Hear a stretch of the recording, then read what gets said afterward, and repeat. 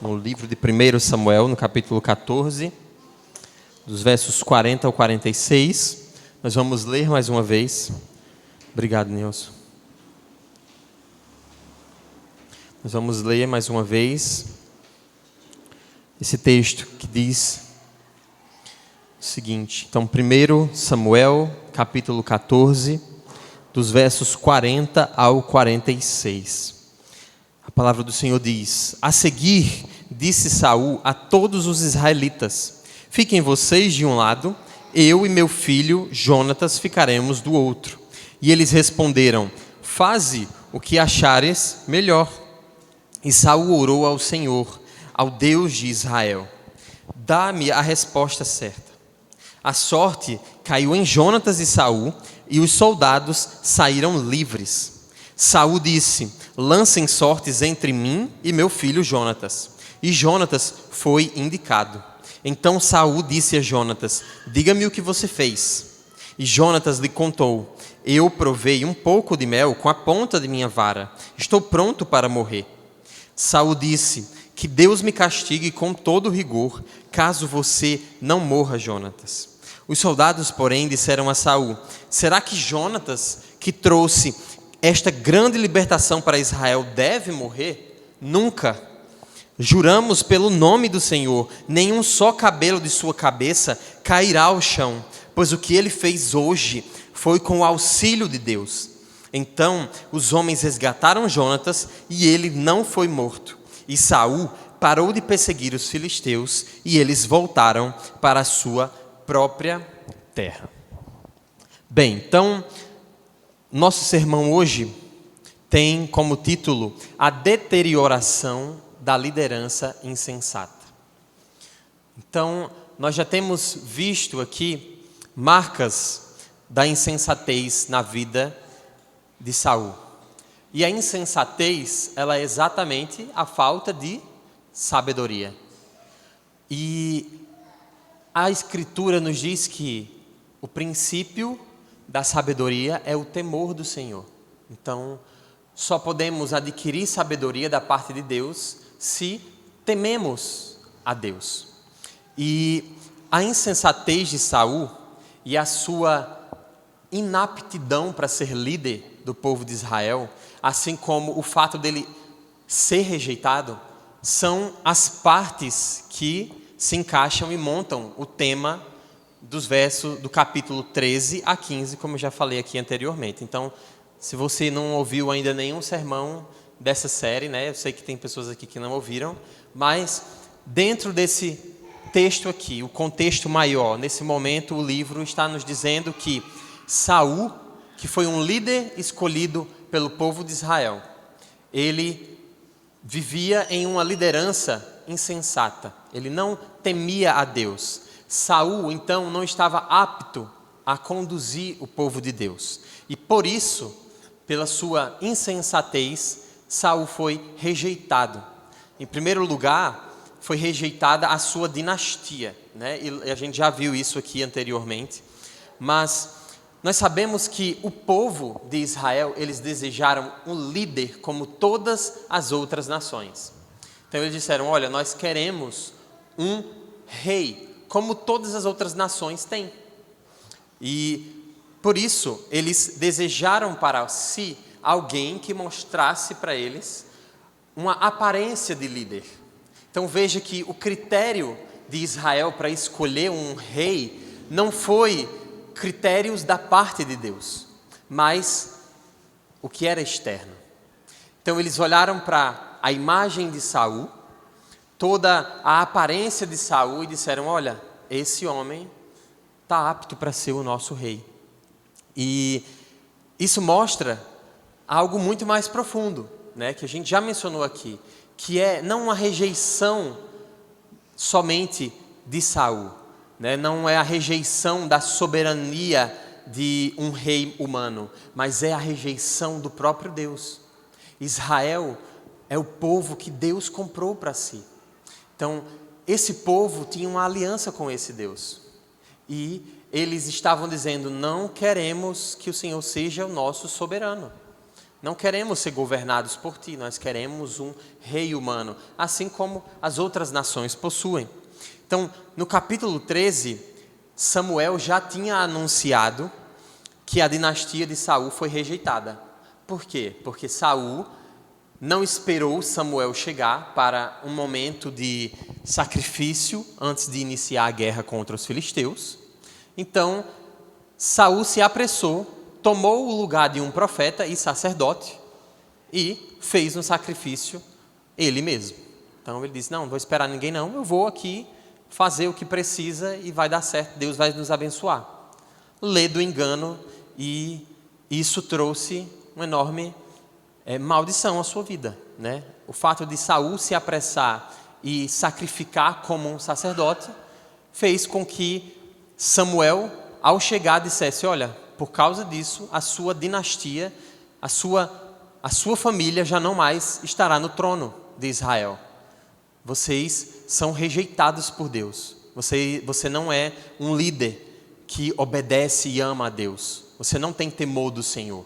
Você não se preocupa com a vontade de Deus. Então, a gente vê que Saul foi apressado, né? E isso revela a sua insensatez. Mas a verdade, meus irmãos, é que o fato verdadeiro de Saul ser rejeitado é porque o poder de um rei, o poder verdadeiro de qualquer rei para o povo de Israel, ele era resultado, em primeiro lugar, de uma fé em Deus. Um rei, para ele ser poderoso para governar Israel, em primeiro lugar ele precisaria ter fé em Deus. Em segundo lugar, uma marca visível era de que ele se preocupava com a verdade da lei, com a vontade de Deus expressa na lei. E a gente já viu aqui que Saul também não se preocupa com a lei. Saul parece se preocupar com a lei, tanto é que ele procura fazer aquilo que é externo, aquilo que aparenta ser um culto, né? Como no momento em que ele viu os seus soldados comendo a carne como urubu, como eu mencionei aqui em semanas anteriores. Os soldados atacaram as carnes e os despojos de guerra. E aí Saul disse, opa, isso aqui tem uma culpa minha no meio, vou resolver rapidamente. Traz uma pedra e vamos sacrificar. Então, a preocupação de Saul não é com a verdade de Deus, mas com a aparência. E em terceiro lugar, o poder de um rei viria também pelo Urim e Tumim, né? Então, que é a questão da sorte, né? Lançar a sorte. Então, a gente vê isso, por exemplo, no momento em que estão escolhendo um apóstolo para substituir Judas, né? Então, é lançada a sorte e o nome de Matias é escolhido, porque eles compreendiam que a sorte ali tirada também era a vontade de Deus expressa. Então, assim, nós vemos que o poder de um rei, ele vem de uma fé em Deus em primeiro lugar, e é o mais importante. Ela viria de uma obediência à verdade da lei, à lei de Deus, aquilo que Deus deixou para ser obedecido, e pelo Urim e Tumim, por aquilo que Deus ordenasse. E em quarto lugar, esqueci de mencionar, mas aquilo que os profetas traziam como revelação de Deus. Então, na vida de Saul, ele deveria se preocupar em ter uma fé verdadeira, em obedecer à voz do profeta Samuel, em ouvir aquilo que a sorte indicasse e obedecer à verdade. Então, nesse caso, a gente não encontra nada disso na vida de Saul. E isso eram as marcas necessárias para um verdadeiro rei, alguém que viveria segundo o coração de Deus. Uma expressão que a gente vai ver mais na frente nesse livro, que se refere a um rei verdadeiro, a um rei que Deus escolheu e não o povo, que foi o rei Davi. Então, Deus, ele foi rejeitado como soberano. E isso é o contexto dessa carta, desse livro, né? Deus é rejeitado. Deus não vai ser obedecido por Israel, mas Deus é misericordioso.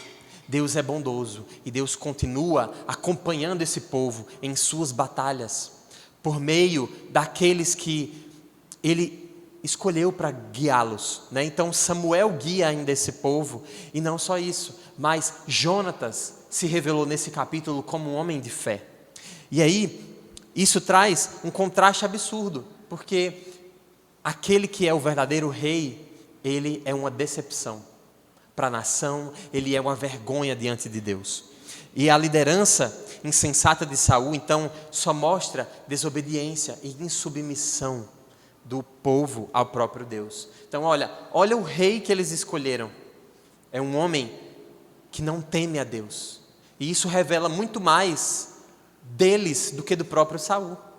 Olha o que eles foram capazes de escolher para guiá-los. Olha esse homem. Então, esse é o propósito desse livro principal, é mostrar, desse capítulo aqui, é mostrar o quanto esse homem está incapaz ou é inapto para conduzir esse povo. E é interessante, meus irmãos, que essa desobediência e essa insubmissão do povo a Deus é algo que já tinha sido alertado lá em Deuteronômio 17, 14 e 15, quando Deus disse o seguinte: olha, quando entrares na terra que te dá o Senhor teu Deus, e a possuíres, e nela habitares, e disseres: estabelecerei sobre mim um rei, como todas as nações que se acham em redor de mim. Deuteronômio, lá atrás, quando o povo foi constituído nação. Então, Deus já havia orientado: olha, quando vocês disserem que querem um rei para vocês, como as outras nações, veja que, verso 15, estabelecerás com efeito sobre ti como rei aquele que o Senhor teu Deus escolher. Aquele que o Senhor teu Deus escolher. Aqui está a grande falha de Israel. Eles não foram obedientes àquilo que já estava lá em Deuteronômio, aquilo que já estava na lei do Senhor para eles. Então, eles escolheram um homem que não temia a Deus. E o povo não devia nomear pessoa alguma que não fosse escolhida por Deus. E o rei não deveria fazer sua própria vontade. Ele não iria governar segundo seus próprios interesses ou aquilo que ele achasse que fosse melhor, mas de acordo com a lei do Senhor. Com tudo aquilo que eu já mencionei, sendo um homem fiel a Deus, com fé em Deus, obediente e que escutasse os sacerdotes. Então, Saul não mostra nada disso. E todo o fracasso desse projeto de Israel em ter um rei para si, se evidencia até aqui, em mais um episódio. Depois então da vitória de Jonatas, no início do capítulo, Saul fez um voto. E a gente já tem trabalhado sobre esse voto aqui. E a gente sabe que esse voto insensato de Saul passou a destruir ou derrubar aquilo que Deus promoveu de libertação na vida do povo de Israel. Então, tanto é que o autor do livro diz: olha, e nesse dia Deus libertou Israel. Então, Deus operou por meio da fé de Jonatas, mas o autor do livro diz: olha, Deus salvou Israel nesse dia. Então, ainda que esse povo insistisse em rejeitar o Deus soberano, a graça dele era presente, trazendo libertação a esse povo desobediente, a esse povo que rejeitava a ele. Então, Saul fez esse voto, e nos versos que a gente leu hoje, nós vemos Saul trazendo mais uma vez destruição na vida de Israel. E dessa vez, o alvo de Saul não é mais o povo. Dessa vez, o alvo de Saul é o seu próprio filho. Dessa vez, Saul ataca o verdadeiro herói que se apresentou nesse capítulo, Jonatas é mostrado aqui como um herói, porque ele corajosamente se juntou ao seu escudeiro e foi atacar uma tropa de filisteus. Então, Jonatas é apresentado como um herói aqui. E Saul consegue agora destruir também o verdadeiro herói da história. Então, chega a ser assustador o quanto esse homem consegue destruir aquilo que Deus tem feito na vida do seu povo. Então, vemos Jonatas dizer que, porque comeu um pouco de mel, é alvo de morte sob o governo insensato de seu pai. Além disso, nós chegamos aqui a um ápice da incapacidade de liderança de Saul. Aqui é o auge da incapacidade de Saul de ser um bom líder. Então, é o ponto máximo aqui, e a gente vê consequências disso. Então, assim Saul entra em grande descrédito, e por isso, e que é o nosso foco essa noite, nós podemos destacar nos versos de 40 a 46 a deterioração de uma liderança insensata por algumas marcas. E eu quero ver com vocês 3 marcas aqui dessa liderança insensata que passa a deteriorar a libertação que Deus trouxe a Israel. Em primeiro lugar, a primeira marca dessa deterioração é verso 40. Veja que o povo diz a Saul: faze o que bem te parecer. Então, Saul reúne esse povo e diz: olha, eu vou ficar de um lado junto com o meu filho Jonatas e vocês vão ficar do outro lado. Ele vai lançar sorte, Urim e Tumim. Ou é um ou é outro, não tem outra opção. E aí, então a gente vê que ao anunciar isso, a resposta do povo para Saul é: olha, faze o que te parece bem. Faze o que bem te parecer. E a versão que a gente usa aqui, né, NVI diz: faz o que achares melhor. Aqui o tom, meus irmãos, é interessante, porque a gente sabe que os soldados foram obedientes a Saul, mesmo na sua insensatez até aqui. Os soldados passaram fome sob o governo desse homem. Lutaram passando fome e foram extremamente obedientes. Mas aqui, nesse ponto, veja que o que eles respondem para Saul é: olha, faz aí o que você achar melhor. Então, é algo que revela o descrédito desse líder. Já não há mais aqui um interesse desse povo em obedecer a esse homem. Afinal, ele já tem feito aquilo que parece bom para ele, mas que não tem trazido benefício nenhum, só tem trazido sofrimento, mais opressão, mais sofrimento na vida desse povo. Então, faz aí o que te parece melhor. Então, a falta de temor a Deus de Saul se evidencia no fato de que ele atribuiu ao silêncio de Deus um pecado. A gente sabe que, pelos versos que o Edinardo falou na semana passada, ele tentou ouvir a Deus, mas Deus não respondeu. E aí Saul, que não tem nenhuma sensibilidade espiritual, alguém que é incapaz de reconhecer o seu pecado, alguém que é evidentemente um ímpio na sua vida, não consegue reconhecer de que ele mesmo tem sido o grande prejuízo a essa nação. E aí Saul para e diz: eu preciso ouvir a Deus. Deus precisa dizer quem está pecando aqui. Porque ele não está respondendo, então alguma coisa está errada. E é assustador, chega a ser engraçado o quanto esse homem não tem nenhuma sensibilidade espiritual para ver os seus pecados, para ver os seus erros. Isso é o retrato de um ímpio. E é algo que deve nos fazer também cair em autorreflexão, né? Se os nossos pecados, eles não saltam aos nossos olhos, se nós não conseguimos a cada novo dia reconhecer em que temos faltado diante de Deus, em que temos faltado em obedecer a Deus, isso pode revelar algo assustador sobre as nossas vidas. A falta de discernimento espiritual, a falta de reconhecimento de como temos andado diante de Deus. Veja que os soldados dizem: faça o que parece certo aos seus olhos. Só que isso é assustador. Fazer o que parece certo aos seus olhos pode ser a total destruição da sua vida. Isso pode ser uma verdadeira sentença ao inferno.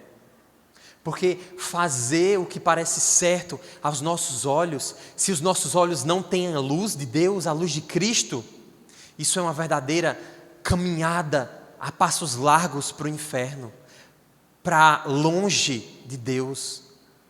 Então, Saul é assustadoramente ímpio e incapaz de conduzir esse povo. Não há a luz de Cristo, a luz de Deus aqui nessa liderança. E veja que ele procura o pecado e não reconhece a sua falta.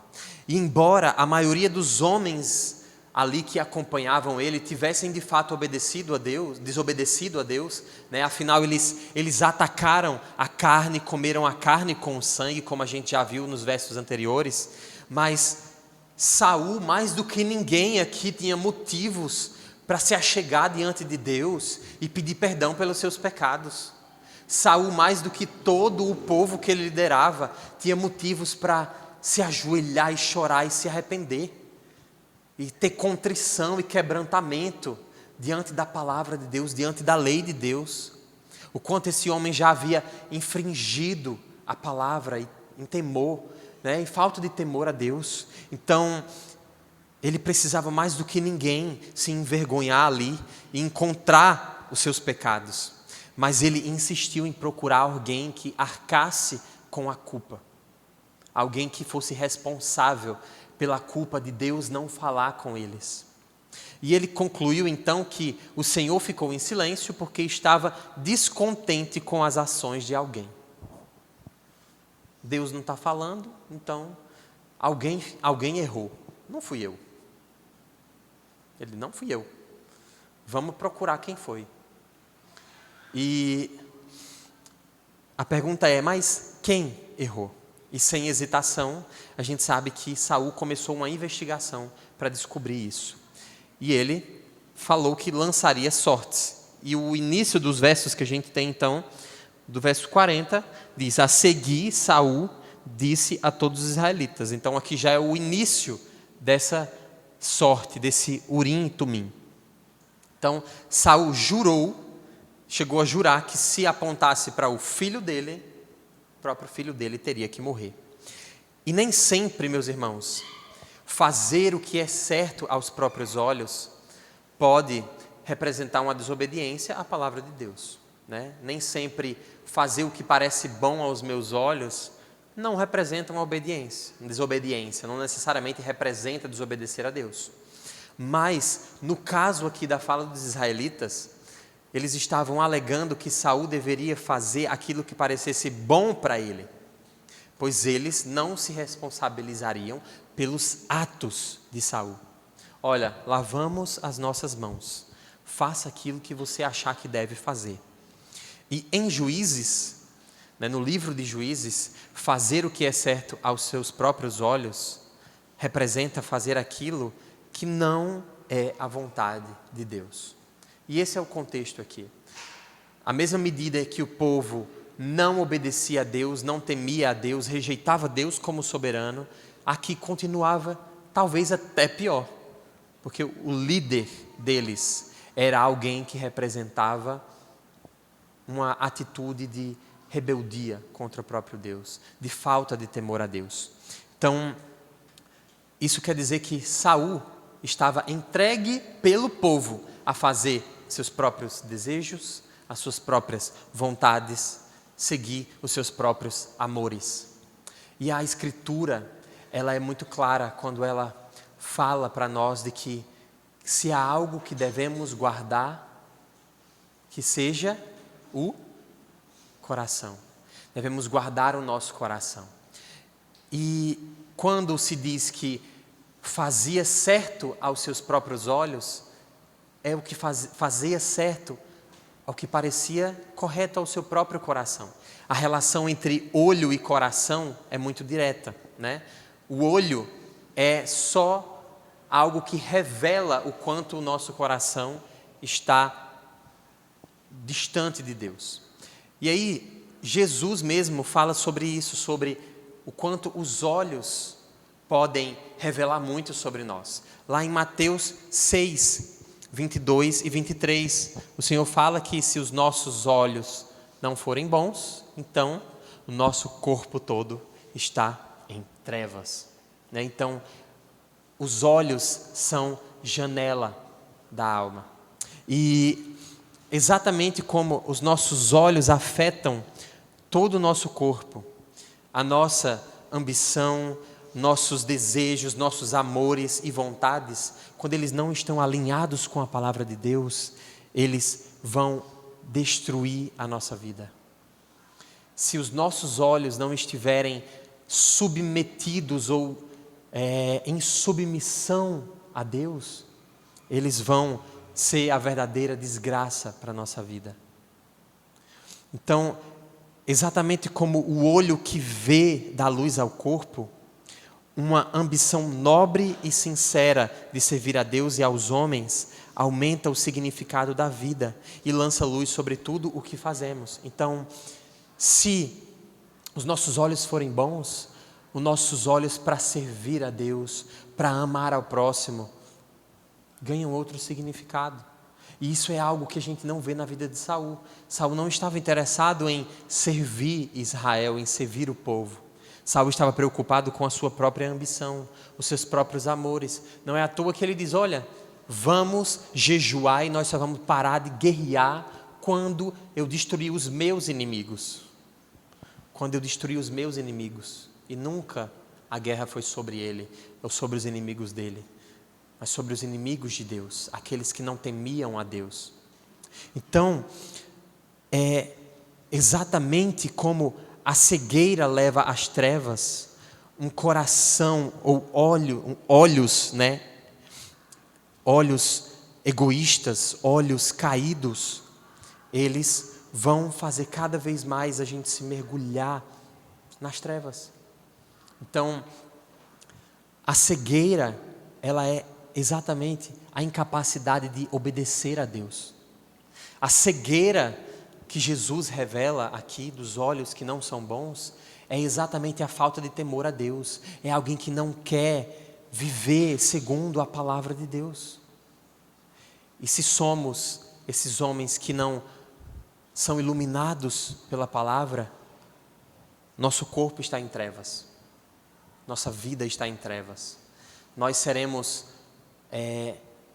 certamente moradores da morte, na morte eterna, moradores do inferno, como diz a própria palavra. Então, se não temos olhos bons, nós seremos intolerantes, seremos desumanos, seremos grosseiros e incapazes, totalmente incapazes, de liderar não só a igreja, de não só sermos uma bênção aqui, mas inclusive em nosso lar, em nosso trabalho. Se Cristo não habita em nossos corações, se o temor a Deus não está em nossos corações, nós seremos semeadores de desgraça. Essa é a verdade. Semeadores de desgraça. E isso fala muito ao que vamos ver em seguida sobre a vida de Saul.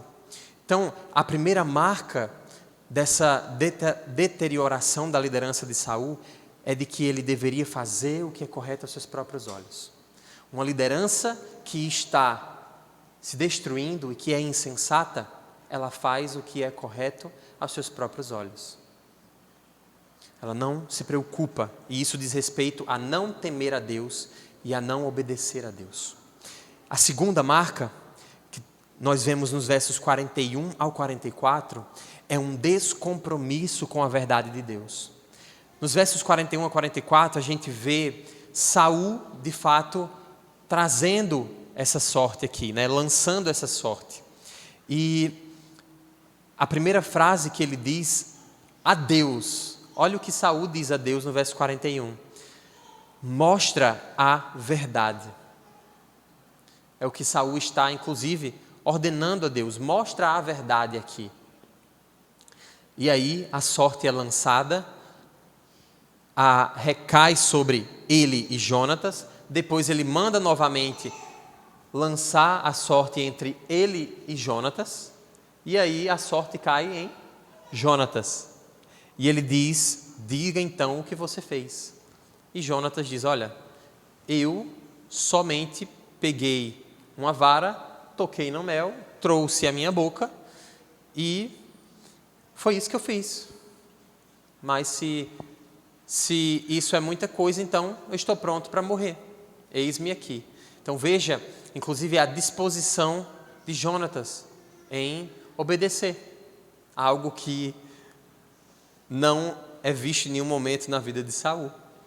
Então Jonatas, inclusive, se dispõe para morrer, porque se o pai dele entendia que isso era a direção de Deus em sua liderança, então tá bom, eu estou pronto para morrer.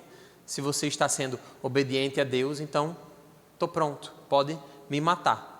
Mas o que eu fiz foi, comi um pouco de mel. E o fato é que Jonatas nem sabia do jejum. Jonatas nem sabia que não poderia tocar em mel algum. Então, é interessante que desde o momento em que Satanás trouxe infortúnios e problemas lá no Jardim do Éden, desde que Satanás começou a semear trevas, né? Homens e mulheres, eles têm procurado transferir a culpa pelas suas más ações para qualquer outra pessoa. A gente vê inclusive isso entre Adão e Eva. Quando Deus chega para confrontá-los acerca do comer o fruto, né? Eles comeram do fruto. A gente vê que Deus se direciona primeiramente a quem? A Adão, aquele que era o líder, o responsável ali. E Adão diz: mas foi a mulher, foi Eva. Eva comeu do fruto e me deu. Então, aqui a gente já vê não só em Adão essa disposição em transferir a culpa, mas Eva também. Eva ao mesmo tempo diz: não, mas foi a serpente. Não foi eu não, foi a serpente. Ela disse que eu podia comer. E a gente vê então, meus irmãos, desde o início da queda, nós, seres humanos, temos a tendência de transferir as nossas culpas, em não reconhecer o quanto temos falhado diante do Deus Santo, soberano, o Deus que a tudo vê, o Deus que nada passa despercebido aos seus olhos. Então, Saul usava de uma piedade fingida. E nós também podemos encobrir os nossos pecados. Nós também podemos facilmente encobrir as nossas culpas ou sequer nos preocupar em reconhecê-las. Na verdade, nós podemos fazer isso ainda melhor. Nós podemos ignorar os nossos pecados e nos preocupar em cuidar da vida do outro. Porque é mais fácil observar a vida do outro do que reconhecer em que eu tenho falhado. Ou ter que lidar com o meu próprio pecado. É mais fácil achar que eu estou bem porque o outro está falhando tanto e eu estou sempre caçando o pecado do outro, que eu estou bem demais, então não vou me preocupar não, porque fulano está fazendo isso, ciclana ali, fofoqueira, tá fazendo tudo de errado, então eu estou bem demais. Só que cada um de nós não lidamos simplesmente com uma vida terrena, né? E nós temos visto isso aqui, nós estamos estudando escatologia e nós sabemos que cada um de nós compareceremos diante do trono branco, do grande trono branco, o trono final, diante do Deus Santo, Santo, Santo, que tem lá um livro onde está registrada todas as nossas obras, todos os pecados que sequer podemos contar, que já nem lembramos. E Ele vai nos cobrar de cada uma das nossas faltas. Ele vai nos chamar para reconhecer cada um dos nossos pecados. Cada um. Você vai ser obrigado a lembrar de cada um. E não vai faltar culpa sobre nenhum de nós. Não nos faltará culpa diante dele, porque ele é perfeito. E o padrão dele é a perfeição. Ele só aceita perfeição. Algo que não somos e nunca seremos. Então, o caminho aqui na vida de Saul era sempre o errado. Olhar para o próximo, buscar no próximo e não reconhecer a necessidade de arrependimento. Isso revela um descompromisso com a vontade de Deus, com a verdade de Deus. Não podemos nos acomodar em uma vida de pecados. Não podemos viver em descompromisso com a verdade de Deus. Afinal, no último dia, a gente vai ter que se deparar com ela. Mas agora, nós temos a oportunidade de sermos perdoados. Diante do trono branco, não há segunda chance. Diante do trono branco, todas as suas obras já estão feitas. Então, em Cristo, em Jesus Cristo, aquele que é verdadeiro libertador, todos nós podemos descansar das nossas culpas. Podemos não mais carregar o fardo das nossas culpas, dos nossos pecados. Em Cristo, nós podemos viver em paz. Nós podemos ter a certeza de que Deus nos dará um lugar junto a Ele. Então, se como Saul, nós buscamos sempre olhar para o outro e não reconhecer a nossa necessidade de arrependimento, falhamos. E esses versos implicam para nós que devemos buscar todos os dias arrependimento. Todos os dias, autoconfrontação da palavra. Como que eu autoconfronto o meu coração? Lendo a palavra, vendo a verdade de Deus. Olha, se Deus diz, seja santo, vou meditar na palavra dele, vou meditar e pensar, Deus, como eu tenho pecado contra o Senhor. Perdoa-me. Ajuda-me a ver em que tenho falhado na tua presença. Ajuda-me a reconhecer a minha miséria espiritual.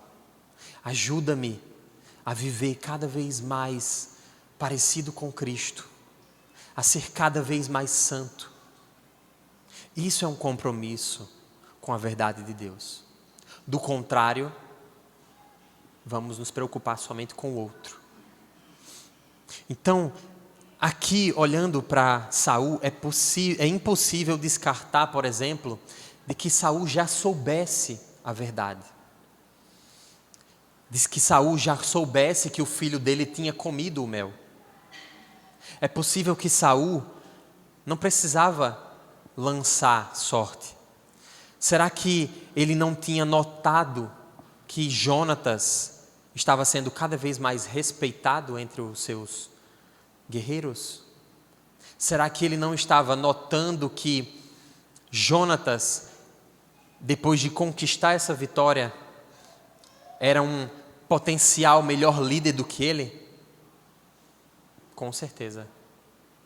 Com certeza, ele já estava sendo, de alguma forma, cutucado ali, porque ele não apresentava uma boa liderança, ao contrário do filho dele. Então, só a insistência do povo em salvar a vida de Jonatas, impedindo ele de cumprir esse juramento, já mostra muita coisa, né? Então, mostra que provavelmente o povo já estava de fato com Jonatas e não com Saul. E essa era uma tentativa de Saul de retirar o filho dele da jogada. Sim, matar o próprio filho para parecer melhor, para ter uma melhor liderança, para estar bem na fita. Então, a gente vê esse descompromisso com Deus na vida desse homem. E a terceira marca dessa liderança insensata ou dessa deterioração da liderança de Saul, a terceira e última marca, está nos versos 45 ao 46, quando Saul promove ameaça e derrota. Veja que os versos 45 e 46 nos dizem que os soldados disseram a Saul: mas Jonatas, que trouxe grande libertação para Israel, ele vai ser morto? A resposta deles é: nunca. Nunca. Então veja que aquela postura de, olha, faz o que parece certo aos seus olhos, agora se intensificou. Faz aí o que você achar melhor, não estamos mais com você. E agora, esses homens dizem: tu vai matar quem trouxe libertação para Israel? Nunca, jamais. Então, eles fizeram um juramento: nenhum só cabelo da cabeça de Jonatas cairia no chão, porque o que ele fez hoje foi com o auxílio de Deus. Então veja que o povo reconhecia que Jonatas estava com Deus. Isso pode dizer que eles reconheciam igualmente que Saul claramente não estava com Deus. Por isso, aqui é o ápice dessa liderança fracassada de Saul. Olha, a gente já não está mais com você. Você não vai matar Jonatas, não. Ele libertou Israel hoje, com a ajuda do próprio Deus. Você não vai fazer isso. E há uma profunda lição espiritual aqui, meus irmãos. É que os homens, eles podem cometer erros ao tentar realizar coisas boas. É fácil a gente se enganar e fazer aquilo que parece muito bom, ou fazer aquilo que mostra muita espiritualidade. Isso é fácil, mas é fácil destruir e então dizer: fiz isso para Deus. Veja que Saul só promoveu ameaça e destruição nesse capítulo. E ele continua dizendo: olha, eu fiz isso para Deus. É muito fácil fazer qualquer coisa e colocar na conta de Deus: olha, eu fiz para Deus. Mas isso não justifica. E Deus não vai olhar para o fiz isso para Deus como o que é mais importante. O que Deus esperava de Saul, em primeiro lugar, era fé, espírito quebrantado, obediência, temor, submissão, uma liderança onde ele se preocupasse com o povo, uma liderança em que ele dissesse: olha, não vou conduzir assim porque isso vai trazer consequências ao povo. E olha o que esse homem está fazendo, querendo matar o próprio filho, provavelmente, para sair bem na fita e dizer: olha, fiz isso para Deus. Um horror. Então, aqui nós vemos loucura, pecado nos juramentos de Saul. É um louco, é um tolo, alguém que não teme a Deus, alguém como eu já falei isso aqui, o Salmo diz: o tolo diz em seu coração, não há Deus. Saul é um tolo, ele age como se Deus não fosse cobrar ele da sua liderança.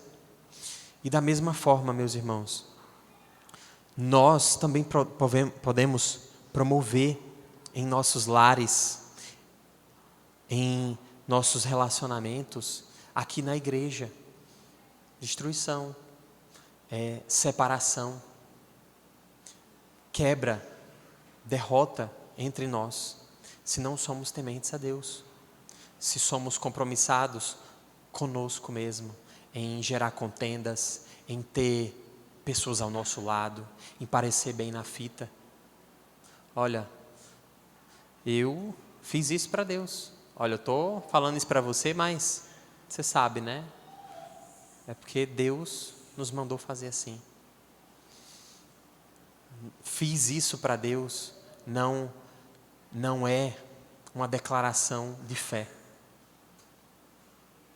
Fazer para Deus não é um compromisso do coração com Deus.